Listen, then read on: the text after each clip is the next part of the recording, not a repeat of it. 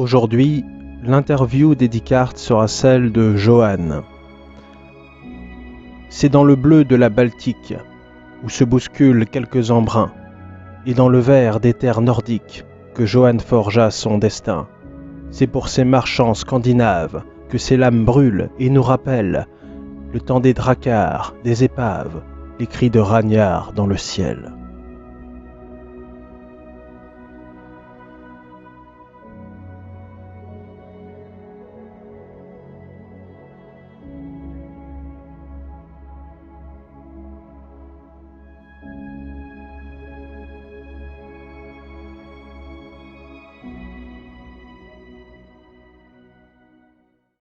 Bonjour Johan. Bonjour Valentin. Johan, vous êtes forgeron coutelier. Vous exercez votre art à Hermanville-sur-Mer, dans le Calvados, là où il fait bon vivre, où le climat est tempéré. Mais pas dans votre atelier, non. Non, ici il fait froid.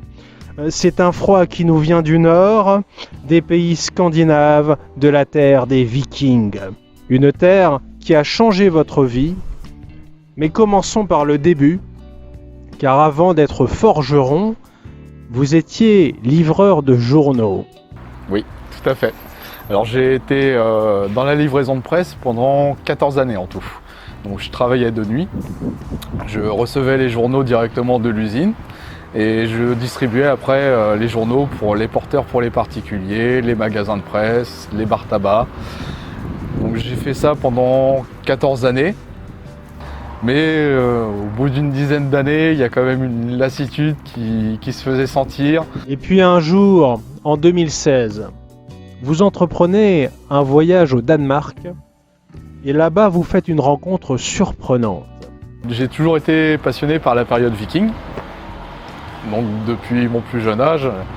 Et le temps passant, avec ma femme et mon fils, on s'est dit pourquoi pas aller faire un petit voyage sur les terres de nos ancêtres.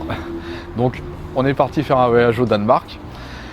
En même temps, c'était l'occasion de me faire tatouer. Donc c'était un petit plus aussi. Et du coup, on a visité plusieurs villages de reconstitution d'époque viking.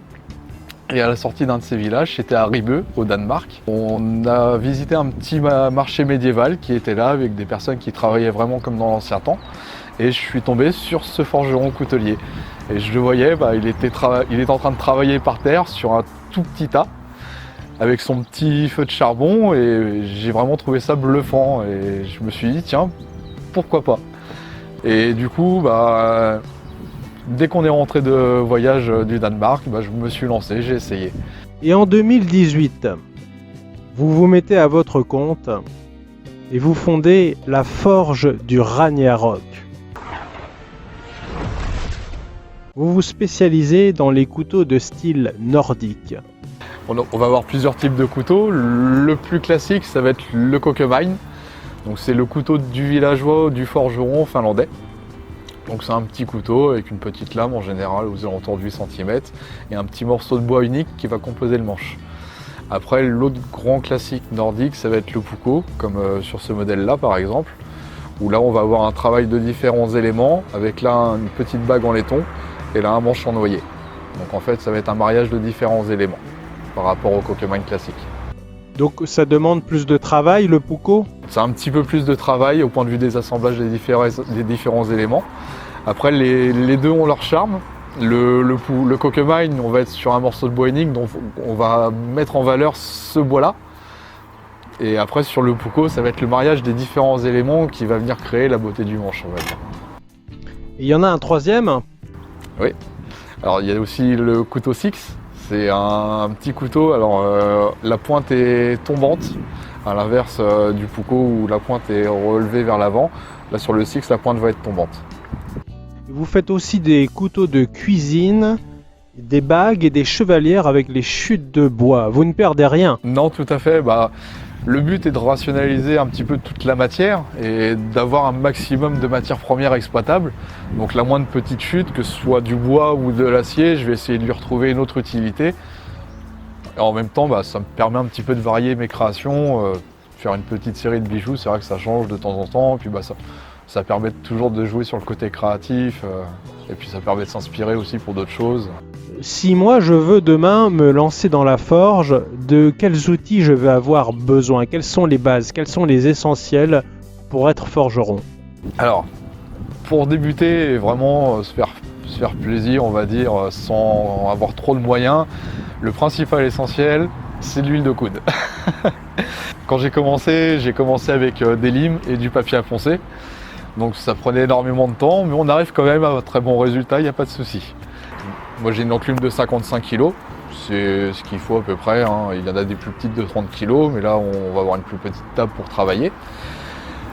Après l'enclume, le marteau, la tenaille et puis la forge à gaz. Donc là moi maintenant je suis passé sur une forge à gaz. Avant j'avais une petite forge à charbon. J'ai préféré la forge à gaz parce que c'est plus facile à mettre en route.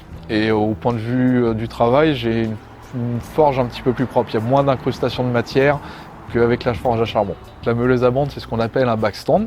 Donc ça va être vraiment la machine à tout faire du coutelier. Aussi bien pour le ponçage de l'acier que pour le ponçage du bois. Ça va vraiment servir à faire tout mon dégrossi, voire même jusqu'à certaines finitions où on peut les faire avec la machine. Pouvez-vous nous expliquer dans les grandes lignes les différentes étapes de fabrication? Admettons, pour faire un pouco, tout commence par un dessin, par un croquis, et après? Alors je vais d'abord dessiner la forme de mon couteau. Donc pour un pouco comme ça, je vais d'abord commencer par la lame. Après sur le manche, soit je marie les éléments. Donc soit je le fais là ou alors je le fais après, ça dépend de l'inspiration qui me vient. Donc je vais utiliser de l'acier comme celui-là par exemple. Là on est sur de l'acier ressort. Cette barre, je vais venir la mettre en forme au marteau et à l'enclume. Donc c'est deux opérations qui s'appellent la passe et la chaude. Donc la chaude, c'est l'opération de mettre l'acier en température dans la forge. Et la passe, ça va être l'opération de venir frapper l'acier sur l'enclume avec le marteau. Donc on va répéter ces deux opérations plusieurs fois jusqu'à obtenir une pièce forgée. Une fois qu'on aura notre pièce forgée, là on va pouvoir passer sur le backstand, donc la grosse meuleuse. Et là on va vraiment donner la forme finale à la pièce. Une fois que ça va être fait, on va pouvoir faire le premier traitement thermique. Oui, parce que vous parlez du traitement thermique, il y a 3 étapes principales qui sont la normalisation, la trempe et le revenu. Qu'est-ce que la normalisation? Donc, la normalisation, une fois qu'on a forgé notre pièce, on va avoir un acier qui n'est pas homogène. Donc il y a des petits grains, des gros grains, des moyens grains. Là on va essayer de redonner une homogénéité à notre acier. Donc on va le faire chauffer plusieurs fois. Une première fois, une mise en température. On va venir le refroidir en le brassant dans l'air. On va le faire rechauffer une deuxième fois. On va à nouveau le brasser dans l'air pour le refroidir. Et après, on va le remettre en chauffe une troisième fois. Et là, on va le laisser refroidir tout seul. Donc là, la trempe, ça va être un refroidissement violent de la lame qui va venir changer la structure de l'acier en fait. Donc, on va monter notre acier en température jusqu'à un certain degré. Il y a différentes plages de température à respecter suivant les aciers utilisés. Et une fois qu'on a atteint cette température, on va venir le refroidir violemment dans un bain d'huile ou un bain d'eau. Au choix, suivant les aciers, il y en a qui sont préférables à tremper dans l'huile ou dans de l'eau. Ça dépend aussi également de la dureté qu'on veut obtenir au final. Et du coup, ce choc thermique va figer notre molécule d'acier dans cet état. Mais ça lui donne un petit problème. Ça le rend cassant. Donc là, on va appliquer un dernier traitement thermique pour pallier à ça. Donc là, en fait, le but de ce traitement-là, c'est de redonner de la souplesse à notre acier. Donc là, les petits grains d'acier vont s'écarter légèrement des uns des autres, redonner un petit peu de jeu et retrouver de la souplesse.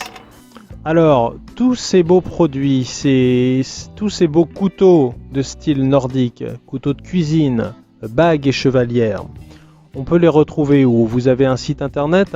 Alors oui, tout à fait, j'ai un site internet, laforgeduRagnarok.com. J'ai également une page Facebook et une page Instagram. Pour les Coquemine, je vais être aux alentours des 80 €. Entre 80 et 100 €, ça va dépendre des bois utilisés, des matières utilisées. Et pour les poucos, on va être entre 115, 120 à peu près en tarif de départ. Donc on peut passer commande sur internet ou on peut directement venir à votre rencontre dans cet atelier? Oui, tout à fait. avec plaisir même. Et vous faites aussi les marchés un peu partout en Normandie. Oui, je fais beaucoup de marchés médiévaux principalement, parce que ça correspond aux produits que je présente en époque viking, tout simplement. Donc pour l'instant, il n'y en a pas vraiment. Donc là, la saison va repartir gentiment à partir de septembre. Donc, Johan, c'est l'heure de la dédicace.